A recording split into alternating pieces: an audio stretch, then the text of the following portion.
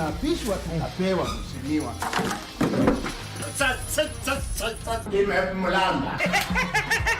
Move to the beat.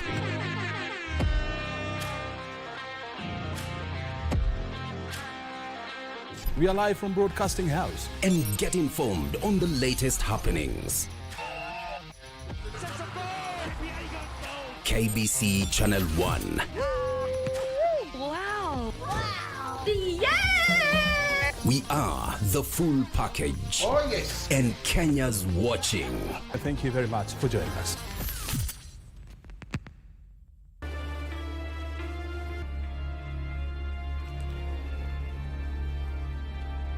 Lakini wewe ni nani?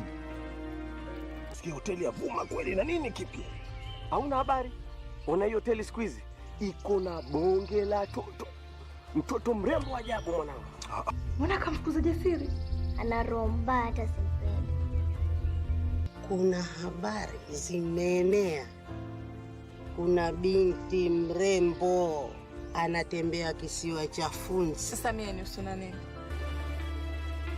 Say bye-bye to FOMO, the fear of missing out, by downloading the KBC Online app that gives you access to everything you love. Get the latest news, sports, music, entertainment news, live TV, live radio, and so much more at the palm of your hands. To get the app, simply search KBC Mobile Digital app in your Google Play or App Store and download the app. Catch what you want, anytime, anywhere. Stay connected. Stay ahead with KBC Mobile Digital app. On KBC Channel 1, we are a TV station like no other. Get a taste of the best in entertainment. Yes, indeed. Feel the passion. Will you promise me? I swear that you will never lose me. I can't get married to you. I'm sure you knew about it. That's why you're making fun of me. Experience the drama. Get out. Who is the man in this one? And the laughter. Hii wigi umevakishwa. Zile wakati tulikuwa tunaapishwa tunapewa mheshimiwa.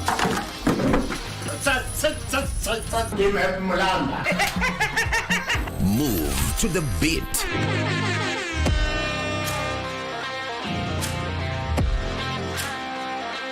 We are live from Broadcasting House. And get informed on the latest happenings. KBC Channel 1. Wow. Yeah! We are the full package. Oh yes. And Kenya's watching.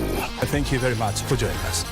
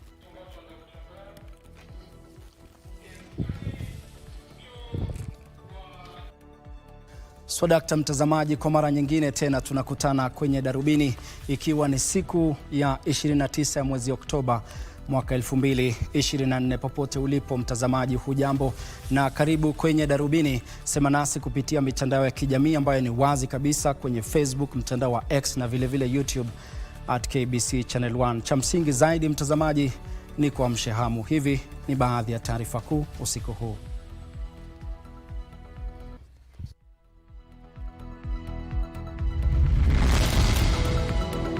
Mawakili kwenye kesi ya Rigathi Gachagua wawasilisha maombi kuhusu kusitishwa kwa uapisho wa Kithure Kindiki kuwa naibu rais. From Pwani to Rongo University, from Rongo to Turkana, from Turkana to Meru, it is 100% shutdown. Wahadhiri wa vyuo vikuu vya umma waanza upya mgomo kwa madai kwamba serikali haijatekeleza mkataba wa makubaliano wa mwezi Septemba. Should there be no action within the next 30 days, we will consider other options, including mobilizing a nationwide picketing of women to demand our right to safety and justice. Na serikali yatakiwa kuchukua hatua za dharura kukomesha mauaji ya wanawake humu nchini.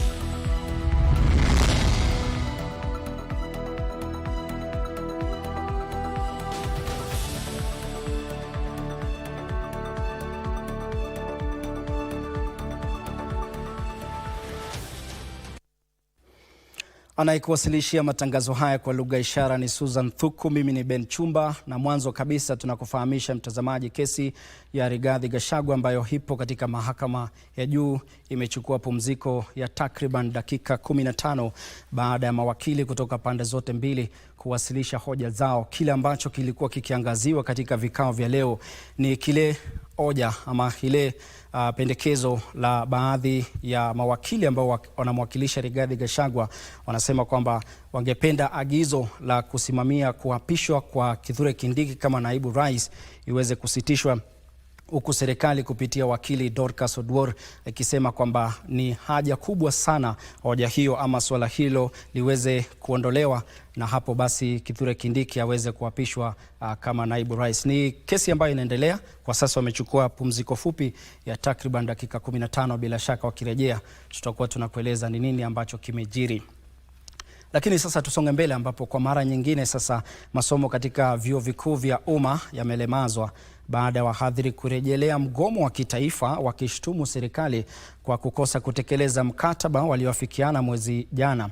Akizungumza katika chuo kikuu cha kiufundi cha Kenya jijini Nairobi, katibu mkuu wa chama cha wahadhiri wa vyuo vikuu UASU Constantine Wesonga alisema mgomo huo hautaisha hadi pale wahadhiri watakapopokea nyongeza ya mishahara ya 7% na 10% jinsi ilivyoratibishwa kwenye mkataba wa makubaliano ya pamoja wa mwaka 2021-2025. Mwezi mmoja baada ya kusitisha mgomo wao wa majuma mawili, wahadhiri wa vyuo vikuu vya umma leo walisusia kazi kwa nia ya kuishinikiza serikali kutekeleza makubaliano ya nyongeza ya mshahara kwa 10% ambayo ilikuwa sehemu ya maafikiano yaliyochangia kusitishwa kwa mgomo wa mwezi Septemba. From Pwani to Rongo University, from Rongo to Turkana, from Turkana to Meru, it is 100% shutdown.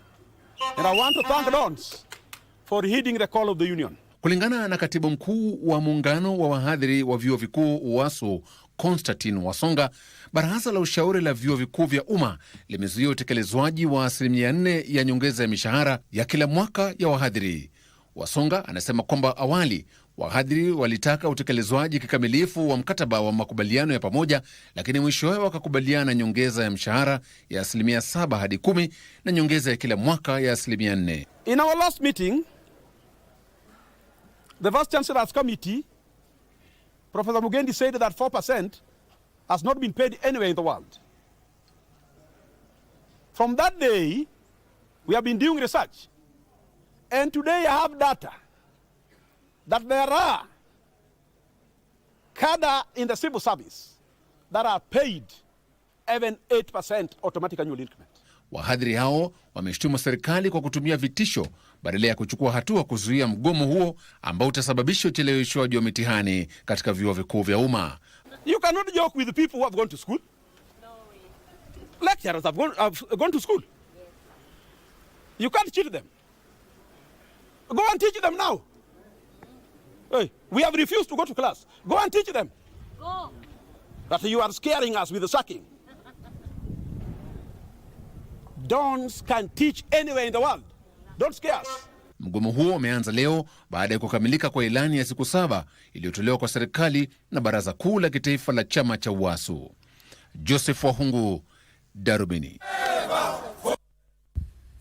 Na shirikisho la wanawake wanasheria FIDA humu nchini limetoa wito kwa asasi za kiusalama kushughulikia kwa haraka visa vya mauaji ya wanawake humu nchini. Kulingana na FIDA, tangu mwezi Januari mwaka huu wanawake 30 wamefariki kutokana na dhulma kutoka kwa wapenzi wao, ila visa hivyo havijashughulikiwa ipasavyo. Sasa shirikisho hilo linamtaka Rais William Ruto kutangaza dhulma dhidi ya wanawake kuwa janga la kitaifa.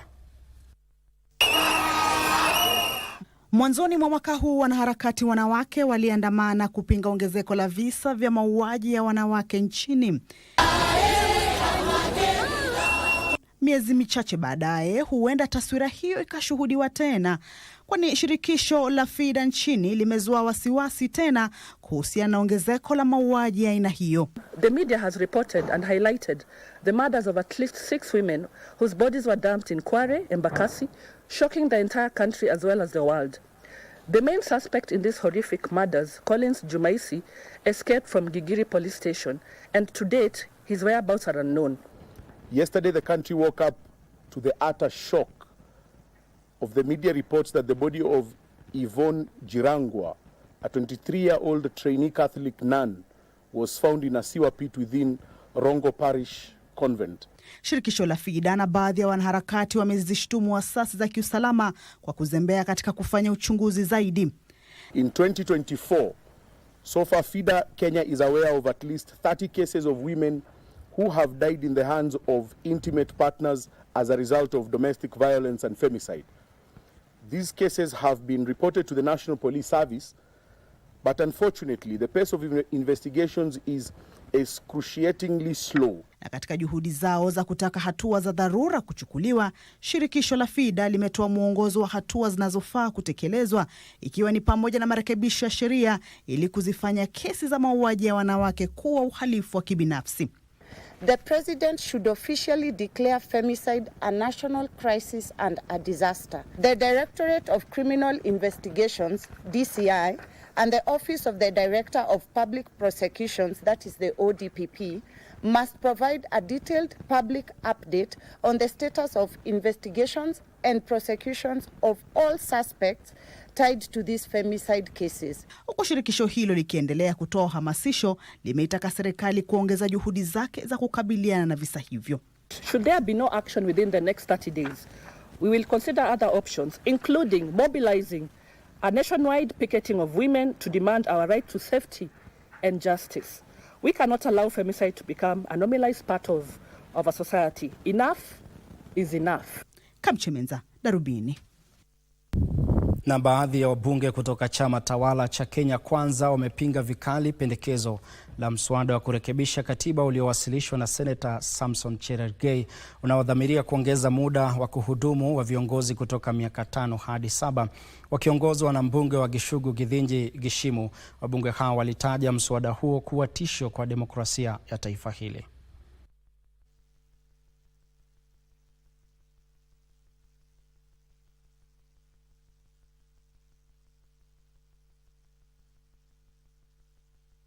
If it will ever see its light and come to the National Assembly, I want to hereby confirm that after consultation with as many members of Parliament, they've said that it will be dead on arrival. Those two important institutions, the executive and the legislature, were never consulted by the mover of that bill. It is purely an individual bill, and the government has nothing to do with it. And this is to let you know, as women leaders, we know the challenges our country is facing. And I believe an extension of the term limit is not one of them, and it is not one of our priorities. Matatizo ambayo yako katika nchi hii ni mengi ambayo yanatupasa sisi ambao tumechaguliwa kuyatatua. Sio kutatua au kuongeza mambo ambayo yanatufaidi sisi. Leaders of Kenya Kwanza and UDA, we don't support, we don't associate with it, because even if you are given 5 years and you don't make use of the 5 years, even if you are given 15, 20 years, you still don't make use of it. Na mtazamaji, dakika hizo 9 za Darubini imekuwa tukionjo. Kwa hivyo tunachukua pumziko fupi, alafu tukirejea tutarejea na habari zaidi. Kwa hivyo usiende mbali.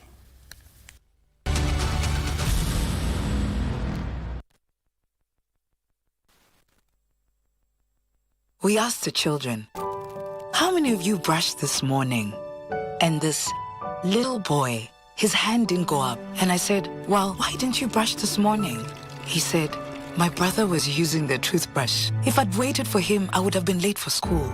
I'm sorry, I get a bit emotional when it comes to that.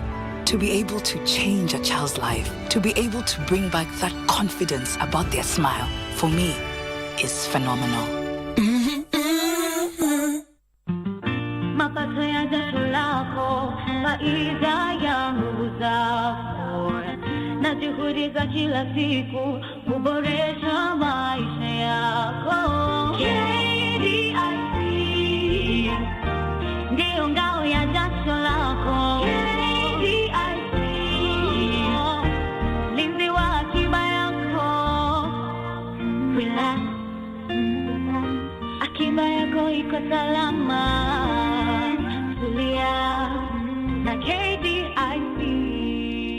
KDIC, safer, stronger together. Are you a holder of unclaimed financial assets? All holders are notified to report and surrender unclaimed financial assets to the Unclaimed Financial Assets Authority, UFAA, on or before November 1st, 2024. It is now easier to report and surrender. Visit www.ufaa.go.ke and get started to beat the November 1st deadline. It's your turn. Report and surrender today. Please note that failure to report and surrender qualifying unclaimed financial assets attract penalties and sanctions in line with Section 33 of the UFA Act 2011. UFAA. Receive, safeguard, reunite.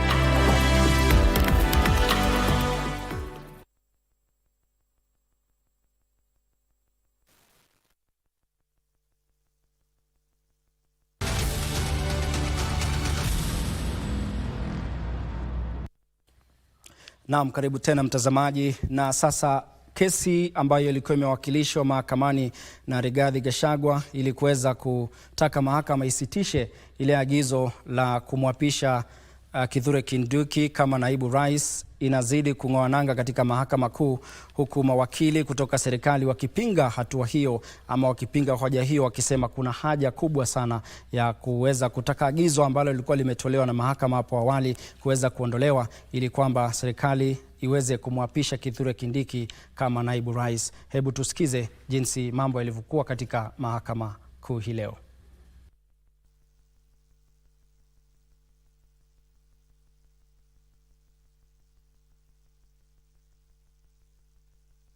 And therefore, when things happen in the night, we have reason to have our antennas high.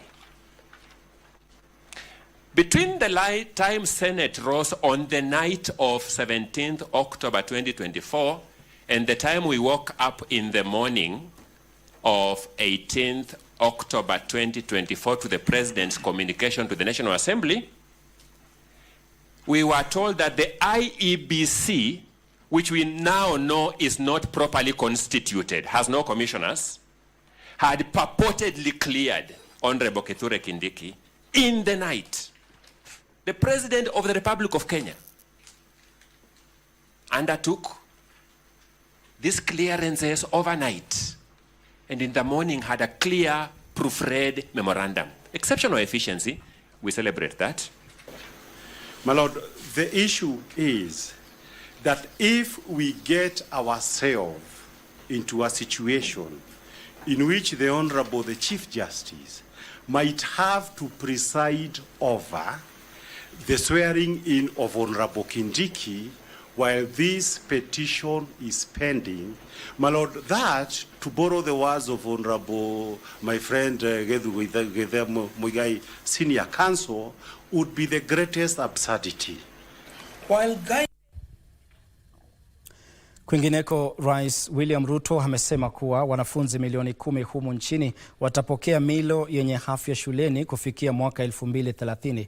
Rais aliyesema hayo kwenye mkutano wa mawaziri kuhusu muungano wa kimataifa wa lishe shuleni. Alisema kuwa kutoa milo shuleni kutawapa watoto hadhi, kuongeza idadi ya watoto wanaosajiliwa shuleni, kuhakikisha wanahudhuria shule na kuimarisha matokeo.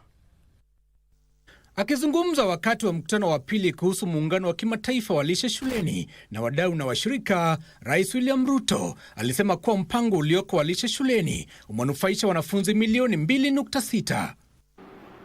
Initially, the program was implemented only in Nairobi. However, the entry of the World Food Program transformed us and expanded scale nationally. The outcome has been inspiring. It is undeniable that Kenya has recorded exemplary rates of enrollment, retention, and academic performance throughout the duration of this program. Hili ni ongezeko kutoka wanafunzi 240,000 mwaka 2009. Serikali sasa inawalenga wanafunzi milioni 10 kufikia mwaka 2030. Today, Your Excellency, Kenya proudly reaffirms its commitment to the Global School Meals Coalition and Kenya's goals, including the scale-up plan for universal coverage to reach many more children and families in Kenya, while ensuring a planet-friendly approach to achieve this. Rais hata hivyo alielezea masikitiko yake kwamba licha ya hatua hiyo, njaa bado ni changamoto kubwa kwa wanafunzi kote nchini, na hivyo ipo haja ya kuongeza bajeti ya mpango huo. We still have too many children out of school, and it is the reason why I specifically asked the governor of Nairobi that we cannot have the capital city of Kenya with too many children out of school, largely because of two things: infrastructure in our schools, and secondly, hunger. It is estimated that in areas of conflict in Africa, there are close to 100 million children out of school. They don't have the possibility of accessing school because of conflict, because people are fighting. Muungano huo wa kimataifa kuhusu lishe hujumuisha takriban washirika 130 na nchi 105 zinazoazimia kuimarisha mipango ya lishe shuleni kote duniani. Giverson Maina, Darubini. Na wabunge sasa wanaitaka halmashauri ya barabara za maeneo ya mashinani nchini Kera kutoa maelezo kuhusu jinsi na ni kwa nini halmashauri hiyo ilitozwa faini ya shilingi milioni 16 kwa kukiuka masharti ya kandarasi na kampuni ya kiusalama ya Total.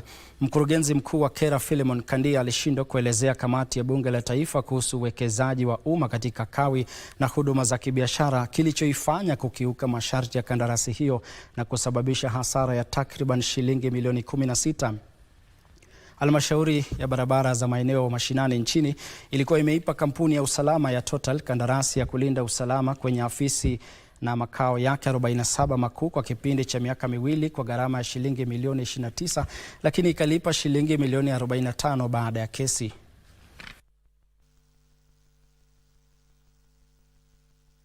The basis of payment of Kenya shillings 45,457,960 was as a result of the arbitration award. Who advised for some payments to be made. Like this interest of 16 million. What was that for? This is the elephant in the elephant in meat. Somebody tried to be very smart to mint money from the coffers, public coffers. So, because how do Star Security just move to arbitration without the legal department doing something about it? The contract had an arbitration clause. So when the payment was not made, arbitration proceedings were undertaken, where we participated and raised a defense on behalf of the organization. You have been having obligation with contractors whom we have not paid for a very long time with a lot of pending bills. Have they taken to an arbitrator? Total Security is one of the security firms that we offered to give us security in our offices. Where? Now, the details of the offices, I may not know it offered, but I can give you that list. Kera, you are going with what people say in English, an egg on the face. I don't know what it means, but you can see yourselves. You cannot know the date upon which the contract was entered into, what they breached that led to that. what happened and what happened. Which region are they supposed to take care of? How many security officers were to give you? So, all those things. Na katika ulingo wa biashara ni kwamba kampuni ya umeme humu nchini Kenya Power imesema kuimarika kwa sarafu ya Kenya pamoja na mauzo kuliwezesha kunakili faida ya shilingi bilioni 30 mwaka huu ikilinganishwa na hasara ya shilingi bilioni 3.2 iliyopata mwaka uliopita. Kampuni hiyo imependekeza mgao wa faida wa senti 70 kwa kila hisa ambao utalipwa mwezi Januari mwakani. Taarifa hii kwa kina ni kwenye kitengo chetu cha biashara. Kampuni ya Kenya Power ilikuwa inamulikwa baada ya kunakili hasara ya shilingi bilioni 3.2 mwaka jana. Hasara iliyochangiwa na gharama ya juu ya uzalishaji, kushuka kwa dhamani ya shilingi ya Kenya dhidi ya dola ya Marekani na muundo mbinu iliyopitwa na wakati. Hata hivyo, kampuni hiyo sasa imebadili mkondo huo na kunakili faida ya shilingi bilioni 30. We were lagging behind in so many fronts. And I think the worst one, which was even highlighted by my boss, the PS, was the issue of meters. And that is, at least we were able to surmount it and we are able to bring all the meters and we are right now have adequate stock in addressing that. Kwingineko, serikali imehimizwa kuwatengea wanawake nafasi za ajira katika sekta ya uhandisi mbali na kuweka mikakati ya kuimarisha ujumuishaji ili kuwafaidi wanawake. Mshauri wa rais kuhusu haki za wanawake Harriet Chigai amewataka wanawake wahandisi kutumia teknolojia kujiongeza ushindani katika sekta hiyo inayotawaliwa na wanaume. The government through relevant ministries has undertaken initiatives aiming at inspiring young girls to pursue STEM careers, such as the STEM camps, workshops, competitions to encourage more women to enter these fields. Mwishowe, vituo vya biashara na mitaa iliyoko viungani mwa mji mikubwa imelengwa na watu wanaonuia kujenga au kununua nyumba za kuishi kutokana na urahisi wa kupata huduma muhimu. Afisa mkuu mtendaji wa kampuni ya Finsco Africa John Mwaura ametoa mfano wa maeneo yaliyoko karibu na barabara kuu ya Thika jijini Nairobi, ambapo anasema hitaji la ardhi na nyumba limeongezeka pakubwa kutokana na ustawishaji wa muundombinu na fursa ya uwekezaji. This implementation of this affordable housing, I would urge, let's try to embrace foreign direct investment. And one of the way of encouraging foreign investment is to ensure our political temperatures are down. Trevor Ngendo, Darubini.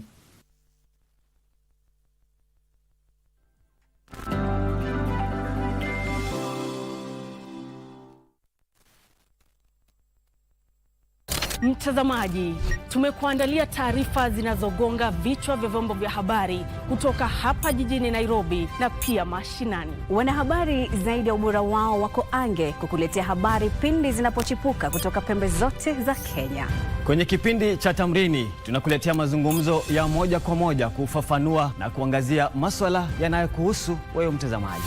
Kumbuka, taarifa yenye thamani daima hupokewa kwa amani. Hivyo basi usikose kuungana nasi kila siku ya wiki. Tukupakulie na tukutaarifu taarifa yenye mnato kwenye runinga unayoienzi. Kwenye kurunzi mashinani, sisi DC.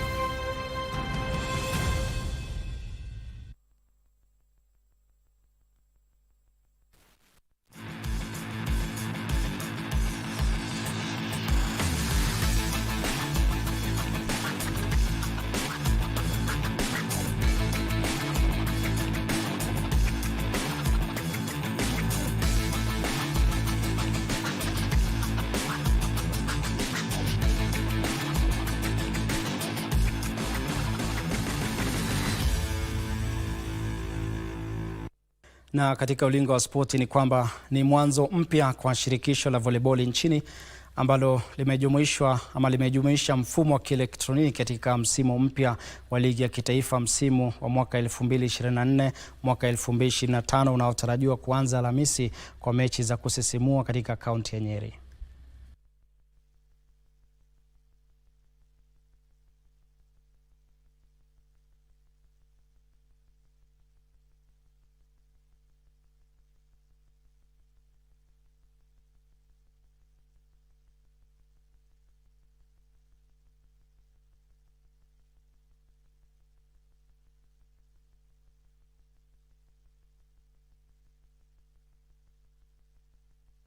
Na shirikisho la soka humu nchini FKF kwa ushirikiano na shirikisho la soka duniani FIFA limekamilisha warsha ya siku 2 kuhusu utaalamu na usimamizi wa vilabu vinavyoshiriki ligi ya soka ya FKF.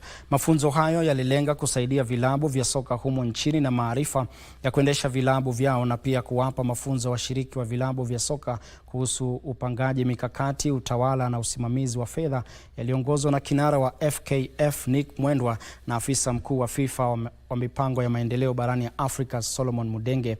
Kulingana na Mwendwa, mafunzo hayo yatasaidia kwa kiasi kikubwa kuboresha jinsi vilabu vya soka vinavyoendeshwa nchini.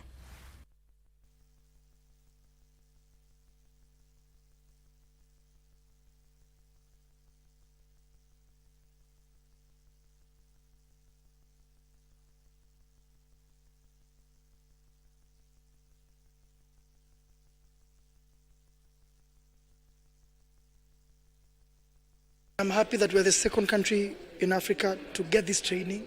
The guys who are here are top professionals. They know what they're doing. They have the knowledge. Our clubs will harvest the knowledge now. And we continue to do this every year in the coming years to improve our clubs. I believe with such trainings we'll be able to make our clubs professional so that we can in turn also make our league as professional as possible. Hatimaye kiungo wa timu ya taifa ya Uhispania na Manchester City Rodri na kiungo wa kilabu cha wanawake cha Barcelona Ainata Bonmati ndio mabingwa wa makala ya 68 ya tuzo za Ballon d'Or yaliyoandaliwa jijini Paris, Ufaransa. The 2024 Ballon d'Or French football winner is Rodri.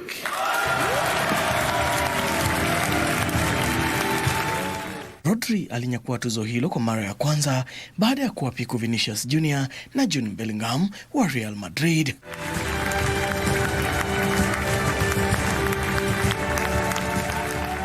The 2024 Ballon d'Or France football is Aitana Bonmati. Aitana Bonmati alitetea tuzo ya wanawake na ambalo alishinda mwaka jana baada ya Barcelona kutamba msimu uliopita. Mshambulizi wa Bayern Munich Harry Kane na Kylian Mbappe wa Real Madrid walitoa tuzo la Gerd Müller baada ya kufunga jumla ya mabao 52 kila mmoja msimu uliopita. Mlinzi wa timu ya taifa ya Argentina na kilabu cha Aston Villa Emiliano Martinez alitoa tuzo la Yashin na ambalo uzawadiwa mlinda lango bora duniani.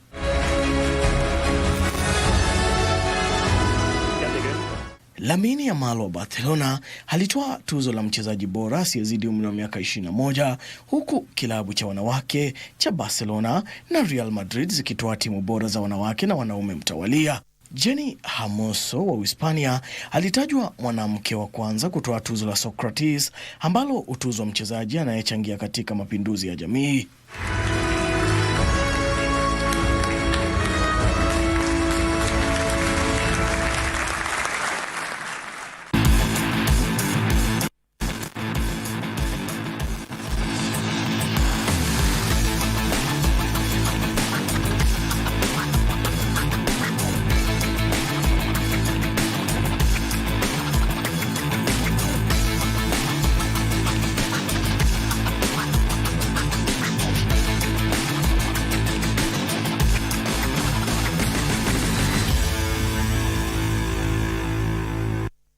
Na mtazamaji, kwa taarifa hiyo kuhusu tuzo za Ballon d'Or ndo inahitimisha Darubini hii leo, ikiwa ni taarifa ambayo imefanikishwa na wengi akiwemo mtangazaji wa lugha ishara Susan Thuku. Mimi sina la ziada ila kutoa shukran jazila kwa wale wote waliohusika na taarifa za leo. Mimi ni Ben Chumba, kwa heri, uwe na heri, alamsiki.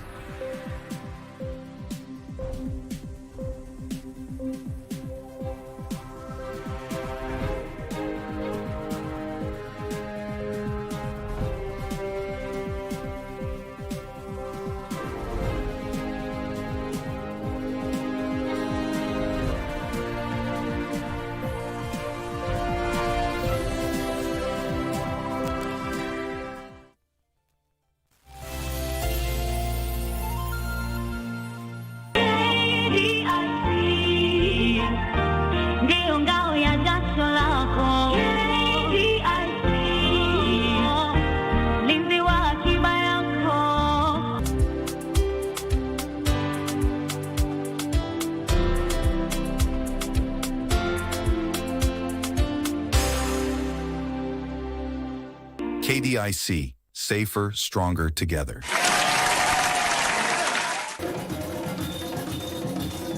The Institution of Engineers of Kenya, IEK, invites you to the 31st IEK International Convention from 29th October to November 1st, 2024 at the Pride in Paradise Beach Resort, Mombasa. Join over 4,000 delegates under the theme Industrialization for Economic Transformation and Employment Creation to learn, network, and build partnerships to drive Kenya's industrial future. Register